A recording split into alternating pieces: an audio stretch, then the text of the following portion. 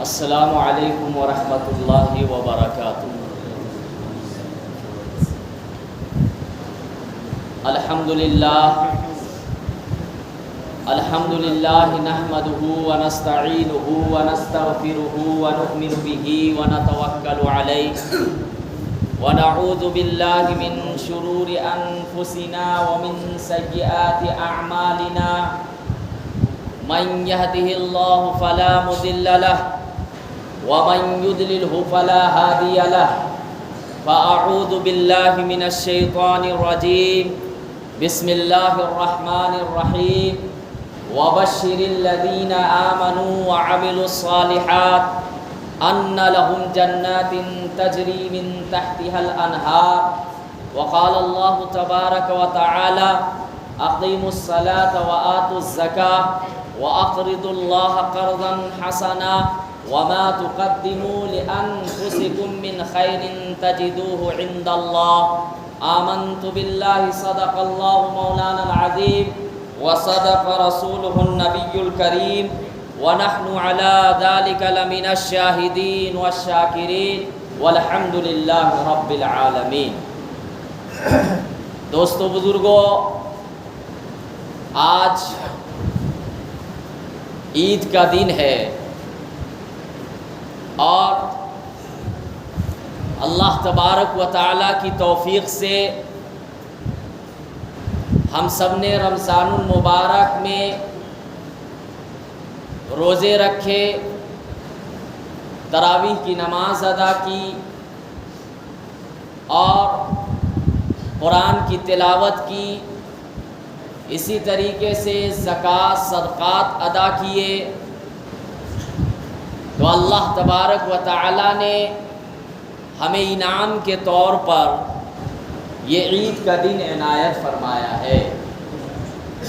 دیکھیے، ہمارا جو تہوار ہے، یہ تہوار ہم لوگوں کو دیا گیا ہے، یہ اوروں سے بالکل الگ ہے۔ عید کا دن اللہ تبارک و تعالیٰ نے ہمیں جو خوشی کا اظہار کرنے کی اجازت دی گئی ہے اور اللہ نے خود فرمایا، تو یوں سمجھیے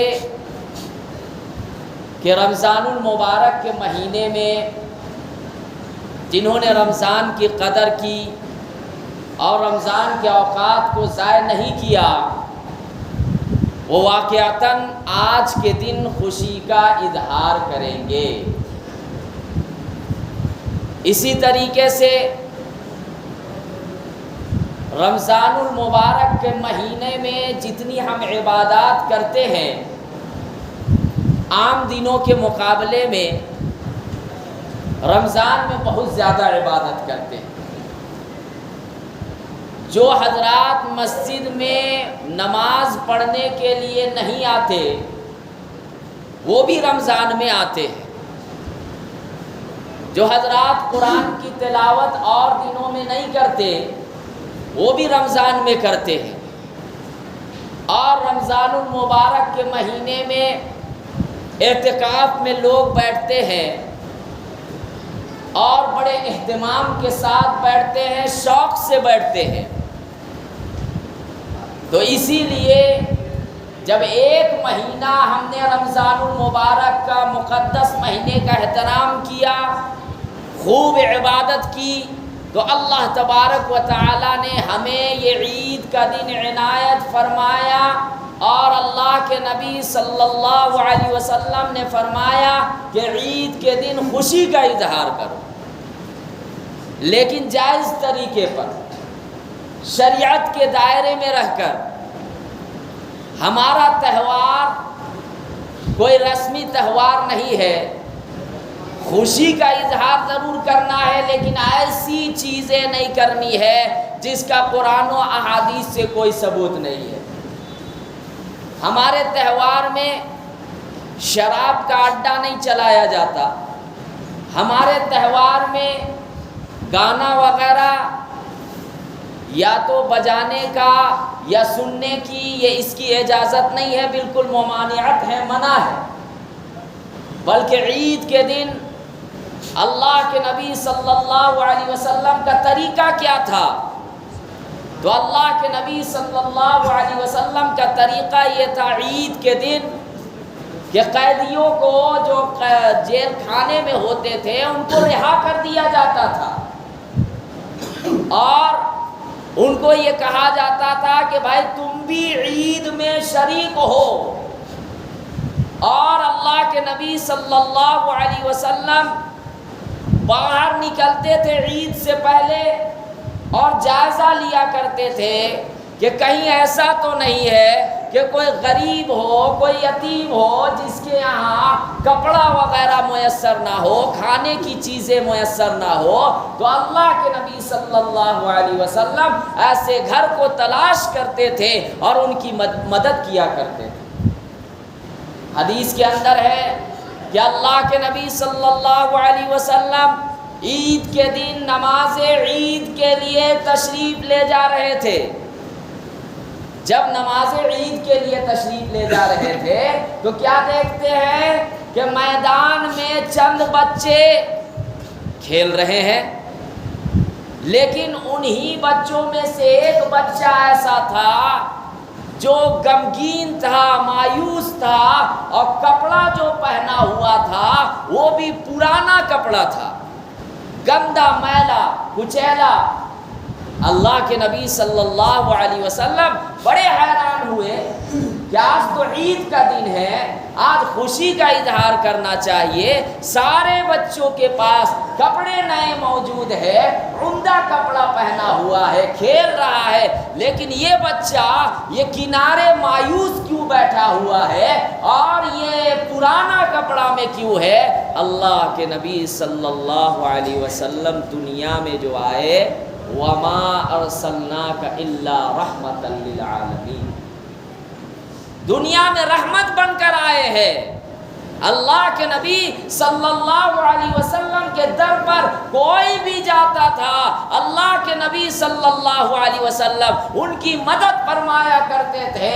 اگر اللہ کے نبی صلی اللہ علیہ وسلم کے پاس اس وقت موجود نہیں بھی ہوتا پیسہ تو دوسرے صحابہ کرام سے دلواتے تھے، دوسرے صحابہ کرام سے مدد فرمایا کرتے تھے، اور اگر ان کے پاس ہوتا تو خود اللہ کے نبی صلی اللہ علیہ وسلم مدد فرمایا کرتے تھے۔ اللہ کے نبی صلی اللہ علیہ وسلم کیا دیکھتے ہیں کہ وہ بچہ پرانا کپڑا پہنا ہوا، مایوس ہے، غمگین ہے۔ اللہ کے نبی صلی اللہ علیہ وسلم اس بچے کے قریب پہنچتے ہیں اور کہتے ہیں کہ آخر تم غمگین کیوں ہو، مایوس کیوں ہو، پرانا کپڑا کیوں پہنے ہوئے ہو، جبکہ سارے بچے نئے کپڑے پہنے ہوئے ہیں، کھیل رہے ہیں؟ وہ بچہ کیا جواب دیتا ہے کہ اللہ کے نبی صلی اللہ علیہ وسلم انا یتیم ہوں، میں یتیم ہوں، میرے والد صاحب نہیں ہیں کہ مجھے نئے کپڑے پہنا سکے، میں خوشیاں مناؤں، مجھے بھی پیسہ، میری بھی خواہش ہے کہ میں خوشیاں مناؤں، میری بھی خواہش ہے کہ میں نیا کپڑا پہنوں، میری بھی خواہش ہے کہ مجھے کوئی عیدی دیتا، لیکن میں یتیم ہوں، میرے والد صاحب نہیں ہے، میں کہاں سے لاؤں؟ اللہ کے نبی صلی اللہ علیہ وسلم یہ جواب سنتے ہیں تو اس کے بعد دل میں ایک بچے کے ہمدردی، کیونکہ اللہ کے نبی صلی اللہ علیہ وسلم تو دنیا میں سب سے زیادہ لوگوں سے محبت کرتے تھے، رحم کا معاملہ کرتے تھے۔ اللہ کے نبی صلی اللہ علیہ وسلم فوراً ان کے ہاتھ کو پکڑتے ہیں اور اس کے بعد کہاں لے جاتے ہیں؟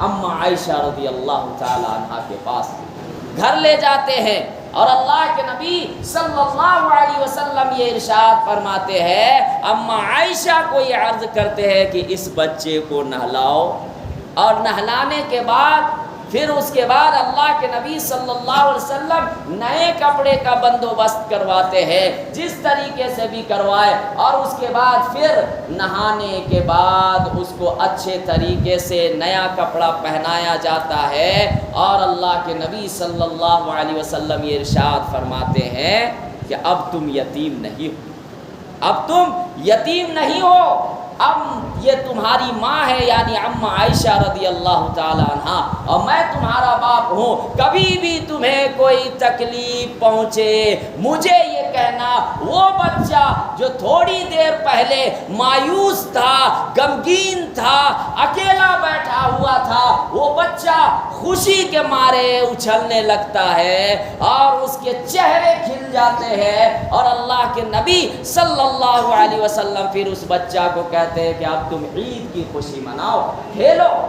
وہ بچہ پھر دوبارہ اسی جگہ جاتا ہے جس جگہ بچے کھیل رہے تھے، اور اس کے بعد وہ بچہ کہتا ہے کہ اب میں بھی خوشی مناؤں گا کیونکہ میرے ابو بھی مل گئے، میری امی بھی ہے، یعنی اللہ کے نبی صلی اللہ علیہ وسلم۔ اب وہ بچے یہ تمنا کر رہے تھے، یہ کہہ رہے تھے کہ کاش میرے بھی والد نہ ہوتے اور اللہ کے نبی صلی اللہ علیہ وسلم میرے والد بن جاتے، میرے ابو بن جاتے۔ تو یہ بچے خواہش کر رہے ہیں کہ خوش نصیب ہے یہ میرا بھائی کہ ان کو اللہ کے نبی صلی اللہ علیہ وسلم نے کیا کہا کہ میں تمہارا باپ۔ یہ تھے اللہ کے نبی صلی اللہ علیہ وسلم کہ اللہ کے نبی صلی اللہ علیہ وسلم اپنی خوشی میں سارے لوگوں کو شریک کرتے تھے۔ یہ عید کا دن صرف مالداروں کے لیے خوشیاں منانے کی اجازت نہیں ہے، بلکہ سارے لوگوں کو، ساری امتی اللہ کے نبی صلی اللہ علیہ وسلم کو سب کو خوشی منانے کے لیے کہا گیا ہے۔ اسی لیے تو کا حکم دیا گیا کہ صدقہ فطر نماز عید سے پہلے دو۔ کیوں صدقہ فطر کیوں دے؟ اس لیے دے کہ جب ہم غریب لوگوں کے ساتھ آئیں گے اور غریب بھی مسکرا رہے ہوں گے، غریب بھی نئے کپڑے پہن کر آئیں گے اور ایک ساتھ عید کی خوشیاں منائیں گے تو نور علی نور، اس میں پھر ثواب ہے۔ تو میں یہ کہہ رہا تھا کہ ہمارا جو تہوار ہے اس کے پیچھے بڑی سی حکمت ہے کہ رمضان المبارک میں ہم نے روزہ رکھا، رمضان المبارک میں ہم نے عبادات کی، اسی لیے عید کا دن دیا گیا ہے، اور اس میں کہا گیا روزہ رکھنا حرام ہے۔ اس میں کیا کہا گیا؟ روزہ رکھنا حرام ہے۔ آج کے دن شیطان روزہ رکھتا ہے، جس کو روزہ رکھنا ہے رکھے۔ اس لیے ہم لوگوں کو کیا کہا گیا کہ عید کے دن روزہ نہیں، آج کے دن آپ مہمان ہو، آج کے دن کھائے۔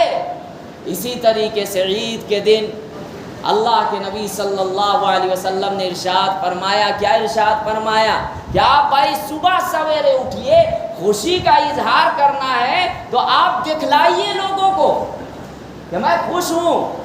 تو اسی لیے کہا گیا کہ آپ فجر کی نماز پڑھیے، صبح میں اٹھیے، اور لوگوں کو پتہ چلنا چاہیے کہ آج عید کا دن ہے، اور اسی طریقے سے غسل کیجئے، غسل کرنا چاہیے آج کے دن۔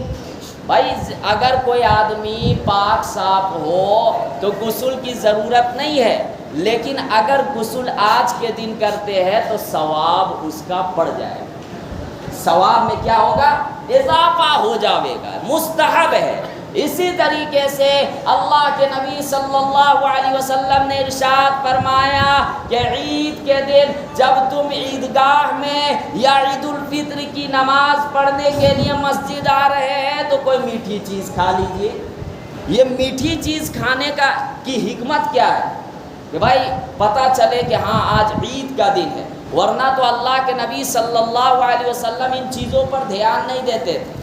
بہت مختصر کھانا اگر حدیث میں مطالعہ کیجئے گا تو اللہ کے نبی صلی اللہ علیہ وسلم کبھی بھی پیٹ بھر کا کھانا نہیں کھائے، ہمارے طرح پیٹ بھر کر نہیں کھائے۔ ہم لوگ دیکھیے ماشاءاللہ رمضان المبارک میں افطاری کا انبار رہتا ہے، غریب ہو یا امیر ہو سب کے گھر میں، کیونکہ برکت کا مہینہ ہی ہے۔ پورے دسترخوان میں الحمدللہ طرح طرح کے آئٹم موجود رہتے ہیں۔ مسجدوں میں بھی جائیے گا تو الحمدللہ دسترخوان لگے ہوئے رہتے ہیں اور طرح طرح کی چیزیں موجود ہیں، لیکن اللہ کے نبی صلی اللہ علیہ وسلم کے دور میں وہ نہیں تھا۔ اللہ کے نبی صلی اللہ علیہ وسلم کبھی بھی پیٹ بھر کر 2 وقت کھانا نہیں کھائے۔ تو یہ جو میٹھی چیز کھا کے اللہ کے نبی صلی اللہ علیہ وسلم آئے، تو یہ امت کو بتلانے کے لیے کہ آج کے دن جب تم گھر سے نکلو تو خوشی کا اظہار کرو اور میٹھی چیز کھاؤ، تاکہ لوگوں کو بھی پتہ چلے کہ آج عید کا دن ہے اور کھانے کا کیا ہے، کھانے کا ہے۔ اسی طریقے سے عید الفطر کی نماز پڑھنے کے لیے آئے تو کہا گیا کہ راستہ جس راستے سے آپ آ رہے ہیں، جاتے وقت وہ راستہ بدل دیجیے، اور آتے وقت تکبیرات پڑھتے ہوئے آئے۔ جتنے بھی لوگ آ رہے ہیں تو تکبیرات کیا کرے، پڑھتے ہوئے آنا چاہیے، اور وہ کیا ہے، اللہ اکبر لا الہ الا اللہ واللہ اکبر وللہ الحمد، یہ تکبیر پڑھتے ہوئے آنا چاہیے، اور پھر واپس جائے تو راستہ بدل دینا چاہیے۔ اگر دوسرا راستہ ہے تو اسی راستے سے نہیں جانا چاہیے، بلکہ دوسرے راستے کو اختیار کر لینا چاہیے، اور اگر ایک ہی راستہ ہے، عذر ہے، مجبوری ہے۔ اب یہاں پر ایک بات یاد رکھیے، بہت سے لوگ مایوس ہو جاتے ہیں کہ رمضان المبارک میں ہم عذر کے بنا پر روزہ نہیں رکھے تو کیا ہمیں ثواب نہیں ملے گا؟ بھائی عذر کے بنا پر جو حضرات روزہ نہیں رکھے، یا جن کو بالکل منع کر دیا گیا کہ اب آپ روزہ رکھنے کے قابل نہیں ہیں، طاقت نہیں ہے، اور پھر وہ تراویح کا بھی اہتمام کیے اور بھی ذکر و اذکار کیے، ان کو بھی ثواب ملے گا۔ ایسی بات نہیں ہے۔ یہاں جتنے بھی لوگ آئے ہیں اور جتنے بھی لوگ عبادت کیے، رمضان المبارک کا اہتمام کیا، آپ کے سارے گناہ معاف ہو گئے۔ بھائی حدیث کی روشنی میں کہہ رہا ہوں، غفر لہ، یعنی آپ کے جو گناہ ہیں رمضان میں آپ جو کیے ہیں، وہ سارے کے ساری عبادت کی بنا پر کیا ہو جاتے ہیں، گناہ معاف ہو جاتے ہیں۔ تو اب آپ جو ہے اسر نو اعمال کریں، اور ابھی سے آپ یہ ذہن میں رکھیں کہ جس طریقے سے رمضان میں ہم مسجدوں میں ہمارا آمد و رفت تھا اور قرآن کی تلاوت کرتے تھے اور مسجدوں میں ہم آتے تھے یا گھروں میں عبادت کرتے تھے، اسی طریقے سے ہم پورے سال کریں گے انشاءاللہ۔ اور اس طریقے سے اگر ماحول ہو جاوے، ہر جگہ مسلمان کامیاب ہوگا، انشاءاللہ وہ پریشان نہیں ہوگا۔ تو ہمارا اسلامی تہوار 2 ہے۔ کون کون سا دن؟ ایک عید الفطر آج کا دن، اور دوسرا عید الاضحیٰ جس کو بقرعید کہتے ہیں۔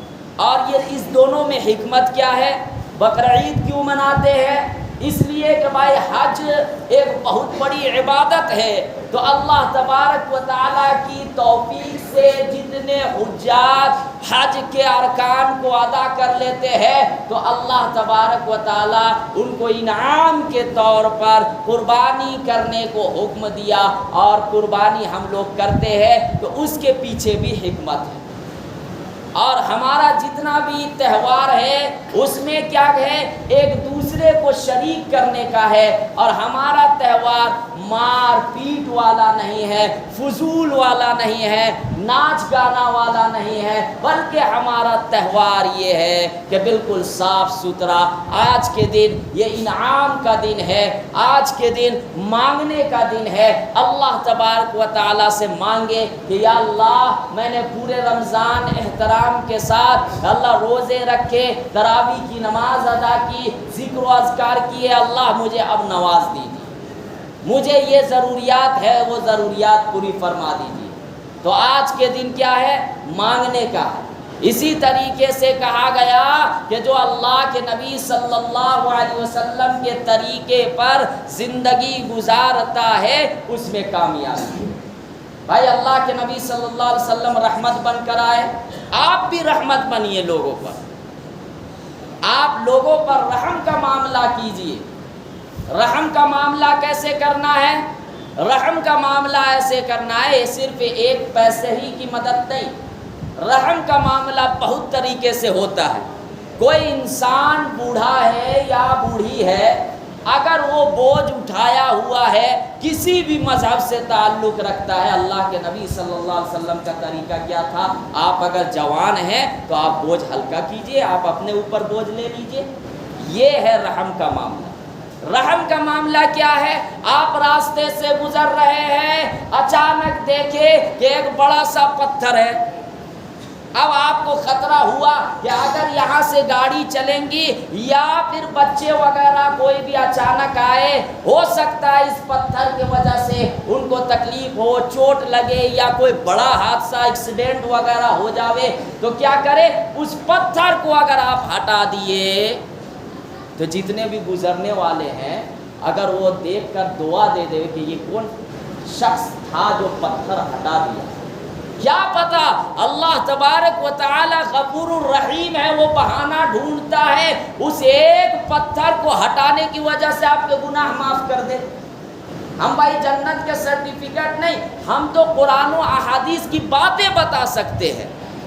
اب آپ جو ہے سڑک پر گزر رہے ہیں، اچانک دیکھیں ایک گڈھا ہے، بہت سی ایسی جگہ ہے، آپ اللہ کے لیے اس گڈھا کو مرمت کر دیے۔ ہر بات کو حکومت تک پہنچانے کی ضرورت نہیں، ہم اپنے سے بھی کام کر سکتے ہیں، چھوٹا جو ہو۔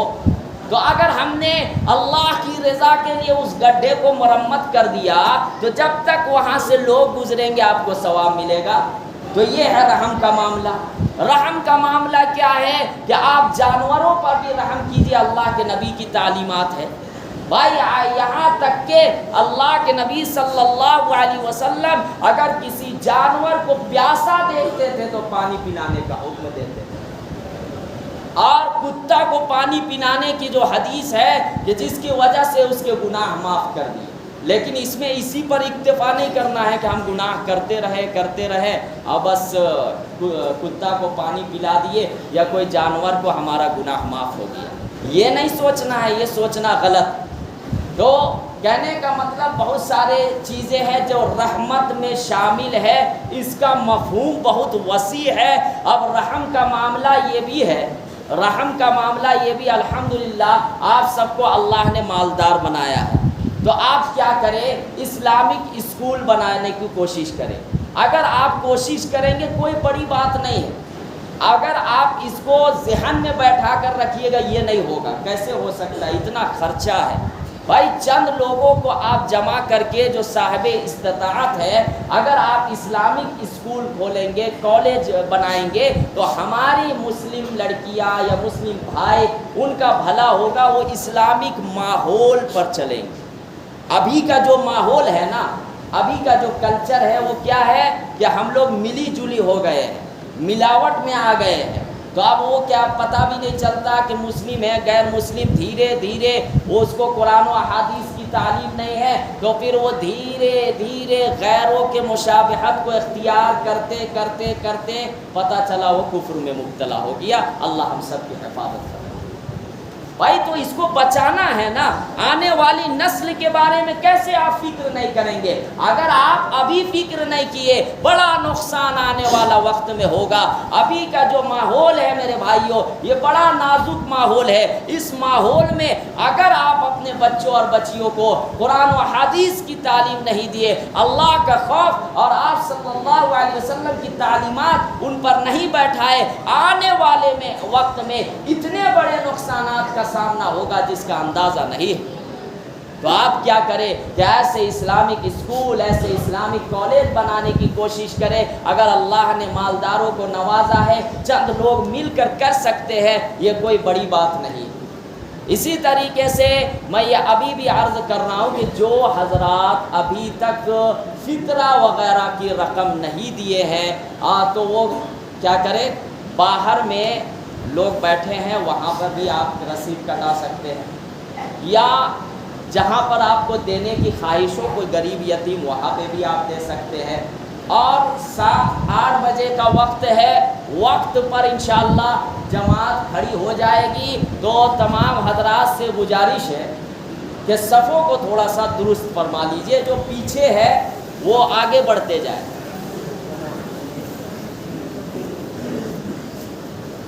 آگے بڑھتے جائیے، جو پیچھے حضرات ہیں صفوں کو درست فرما لیجیے۔